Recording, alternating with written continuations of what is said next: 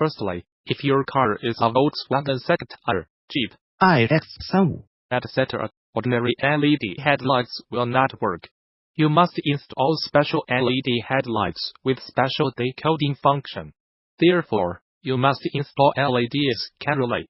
Yes, the instrument panel will have a fault light alarm. Secondly, your car headlights have a projector lens. If it has a projector lens, is it a low beam or a dual beam projector lens? If the headlight with projector lens, because the projector lens will block a part of the light, so need choose a higher brightness LED headlight. If you don't have projector lens, then you have to choose the kind of LED headlights with light tangent in the low beam. What is tangent?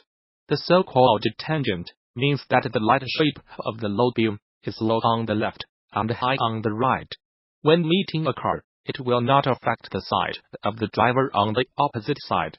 If your car headlight assembly does not have projector lens, be sure to buy LED headlights with low beam with tangent function. Otherwise, the driver of the car on the opposite side will not be able to open his eyes.